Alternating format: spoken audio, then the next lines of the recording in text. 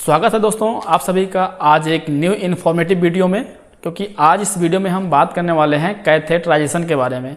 क्योंकि कभी कभी डॉक्टर एडवाइस करता है कि इस मरीज का कैथेटराइजेशन होना है, तो आज उसी पे हम बात करेंगे कैथेटर क्यों पड़ता है और उसमें कौन कौन सा सामान इस्तेमाल होता है। तो ये वीडियो सभी नर्सिंग स्टाफ और पैरामेडिकल स्टाफ के लिए बहुत ही इन्फॉर्मेटिव है या फिर बहुत ही इम्पोर्टेंट है। तो आइए जानते हैं कि क्यों पड़ता है।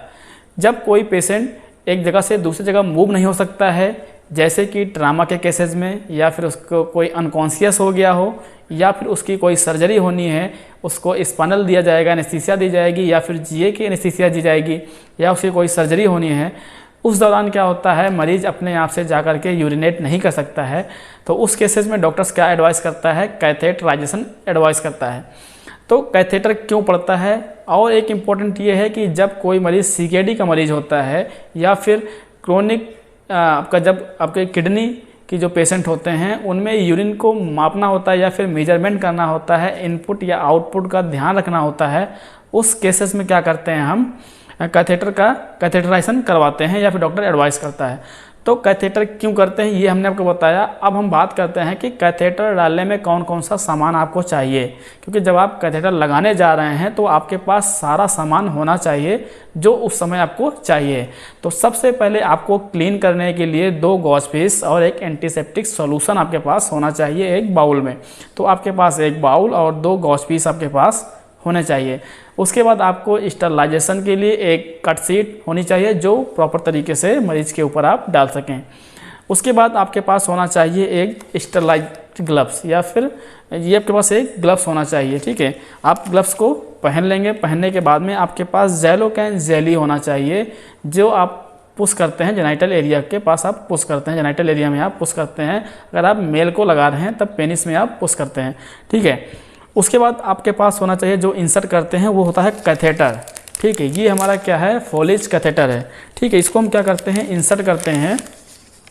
इसको हम अंदर इंसर्ट करते हैं। यही इसी से के रास्ते से क्या होता है हमारा यूरिन बाहर आता है। ठीक है, अब बाहर आता है उसके बाद में हम उसको कहाँ कलेक्ट करते हैं। यूरिन को कलेक्ट करने के लिए हमारे पास यूरो बैग होता है। ठीक है, ये हमारा क्या है, यूरो बैग है। इसकी कैपेसिटी 2000 ml की होती है और इसमें मार्किंग होती है।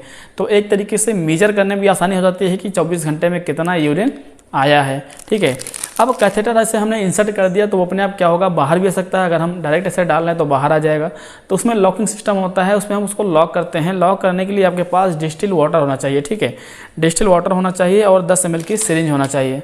ठीक, और इसकी जो कैपेसिटी होती है वो 10 से 30 ml की कैपेसिटी होती है। इसके अंदर डाल सकते हैं तो बलून आपका फूल जाता है। जब आप मेल में डाल रहे हैं तो 10 से 15 ml बहुत है, जब फीमेल में डाल रहे हैं तो कम से कम आप 30 ml तक डाल सकते हैं। ठीक है, तो डिस्टिल वाटर से आप सिरिंज की मदद से आप डिस्टिल वाटर को इसमें पुश कर देंगे तो आपका जो कैथेटर है वो आपका क्या होगा, लॉक हो जाएगा। तो इस तरीके से आपका क्यों लगाते हैं और कौन कौन सा सामान चाहिए होता है वो सामान की यहाँ पे लिस्ट रह गई।